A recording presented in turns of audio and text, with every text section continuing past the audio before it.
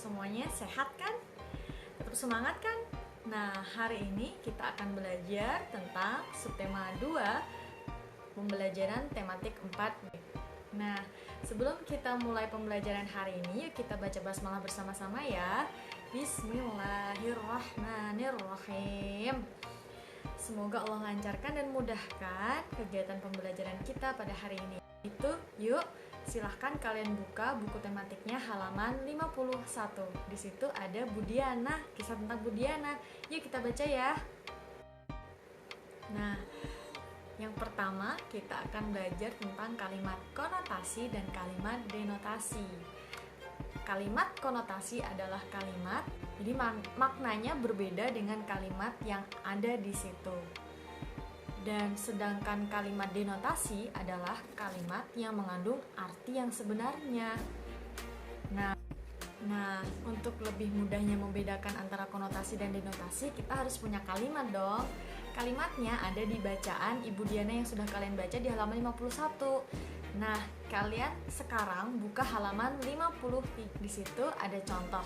Jadi ada kalimat Ibu Diana menjemput bola, tetapi masyarakat masih tidak ingin menggunakan obat gratis yang sudah Ibu Diana sediakan. Nah, maksudnya menjemput bola di sini apa? Menjemput bola, tapi kok ujung-ujungnya obat gratis? Nggak nyambung kan? Nah, berarti kalimat Bu Diana menjemput bola di sini adalah kalimat konotasi atau kalimat yang memiliki makna yang bukan sebenarnya. Makna yang sebenarnya dari menjemput bola itu adalah mendatangi masyarakat. Nah, selanjutnya untuk kalimat denotasi adalah kalimat yang mengandung arti yang sebenarnya. Jadi dari kata menjemput bola kita bisa menjadikan itu kalimat denotasi dengan kata-kata selanjutnya yang nyambung. Contohnya, Doni menjemput bola di lapangan sebelah. Maknanya ya memang benar, Doni mengambil bola di lapangan sebelah karena bolanya menggelinding ke sana. Nah, itu adalah contoh kalimat denotasi. Kalian sudah paham? Atau ada yang ditanyakan? Coba deh lihat halaman 53, ayo berlatih. Coba kerjain. Nah, sekarang kita lanjut ke cerita Bu Diana. Jadi Bu Diana ketika melakukan perjalanan di laut itu, dia melihat ada beberapa nelayan yang masih menggunakan illegal fishing. Ya, illegal fishing adalah cara penangkapan ikan secara ilegal. Jadi menggunakan cara-cara yang tidak bagus atau merugikan ekosistem laut. Contohnya menggunakan jaring pukat harimau. Kenapa? Jaring pukat harimau itu jaringnya sangat kecil sehingga ikan-ikan yang kecil pun tertangkap ikut di situ. Itu tidak diperbolehkan. Yang kedua, menggunakan bom, jelas aja. Bom juga tidak diperbolehkan. Yang ketiga, menggunakan racun-racun seperti sianida dan sebagainya. Ini biasanya digunakan oleh nelayan-nelayan yang menginginkan ikan hias. Jadi mereka akan menangkap ikan itu tapi ikan itu masih hidup tapi diracun. Nah, racunnya ini bisa merugikan ikan-ikan yang lain. Jadinya illegal fishing itu benar-benar tidak diperbolehkan ya. Meskipun Indonesia itu kaya banget dengan hasil laut, kita tetap harus menjaganya supaya kita tetap kaya. Jangan sampai semua itu punah. Nah, selain kaya akan hasil laut, Indonesia juga kaya akan hasil tambang. Salah satunya adalah belerang. Yuk kita kenalan sama belerang di Banyuwangi. Coba buka bukunya halaman 59. Baca ya. Jadi selain belerang di Banyuwangi, kita itu Indonesia itu juga punya banyak sekali barang tambang. Oke, yang pertama adalah batu bara. Batu bara diambil dengan cara penambangan terbuka. Batu bara itu biasanya digunakan untuk bahan bakar pembangkit listrik.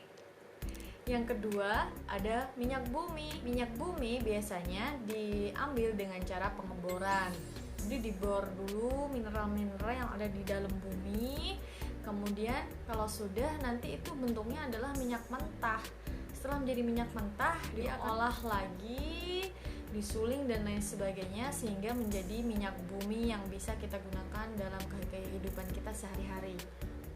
Selanjutnya adalah gas alam. Gas alam sendiri itu biasanya diambil berbarengan dengan minyak bumi ada sumur sendiri. Gas alam biasanya juga digunakan untuk industri rumah tangga. Kemudian ada barang tambang logam.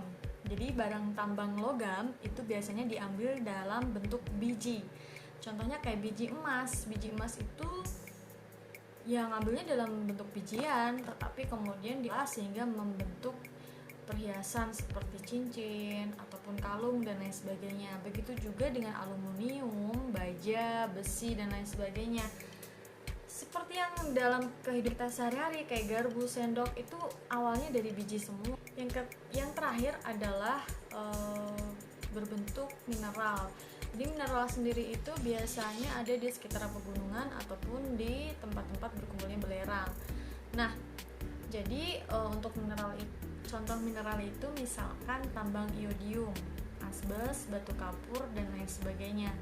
Contoh penggunaannya adalah misalkan asbes itu bisa digunakan untuk atap rumah kita. Nah, barang tambang adalah sumber daya alam yang tidak dapat diperbarui. Nah, sekarang kita akan membahas tentang SDA yang lain, yaitu SDA yang dapat diperbarui. Contohnya adalah ikan. Coba lihat halaman 63. Dari ikan aja, SDA ikan aja, kita bisa melihat berbagai macam pekerjaan yang timbul ya.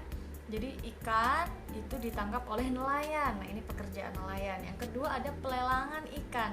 Itu dilelang, kemudian dijual di pasar. Tentunya ada penjual ikan. Yang ketiga mungkin nanti ada yang pengecer ikan. Jadi dari pasar mereka akan berkeliling ke komplek-komplek, namanya pengecer. Yang kelima tentunya adalah kita konsumsi. Nah, ngomong-ngomong masalah pekerjaan, jadi pekerjaan itu ada yang menghasilkan barang, ada juga yang menghasilkan jasa. Nah, banyak sekali pekerjaan yang ada di sekitar kita, tapi kita tetap harus saling menghargai meskipun pekerjaan kita berbeda, karena kita semua memang saling membutuhkan. Contohnya, ibu kalau mau ke Al-Fajar harus naik angkot misalkan. Nah, jadi ibu membutuhkan sopir angkot membutuhkan siapa? Membutuhkan pegawai SPBU, karena mereka juga harus mengisi bahan bakar untuk menjalankan angkotnya. Nah, sila keberapa sih yang menggambarkan kita harus saling menghargai? Di sila kedua, kemanusiaan yang adil dan beradab. Lambang sila kedua itu adalah rantai. Nah, kalau kita lihat rantainya, coba dan dilihat. Nah, ada dua bentuk, ada bentuk segi empat dan juga lingkaran. Segi empat di sini adalah menggambarkan laki-laki dan lingkaran itu menggambarkan perempuan. Jadi segi empat dan lingkaran bergabung membentuk lingkaran karena kita harus saling menghargai meskipun kita semuanya berbeda. Nah, sekarang kita akan belajar tentang huruf kapital. Jadi huruf kapital itu kalau kalian lihat di bacaan Kawah Ijen, belerang di Kawah Ijen itu kan kata-kata Kawah Ijen itu selalu diawali dengan huruf kapital atau huruf besar yang K-nya sama W-nya. Itu menandakan kan tempat atau sebuah nama. Nah, huruf kapital biasanya digunakan dalam 3 kondisi. Kondisi yang pertama, ketika menunjukkan sebuah nama geografi sesuatu, misalkan Selat Sunda, berarti S selat besar, S Sundanya juga besar. Yang kedua, jika menunjukkan tahun, tahun, bulan, waktu, nah itu biasanya besar. Misalkan bulan Januari, B-nya kecil, J-nya yang besar, bulan Januari. Yang ketiga adalah ketika menunjukkan suku atau bangsa, misalkan suku Jawa, jadi S-nya itu kecil, yang besar adalah J, Jawanya. Nah, sudah jelas tentang huruf kapital, silakan dibaca di halaman 69 untuk lebih lengkapnya. Jika masih belum paham, tanya Bapak Ibu Guru, jangan pernah sungkan untuk bertanya. Tugasnya silakan disimak ya, kerjakan dan kumpulkan di GC.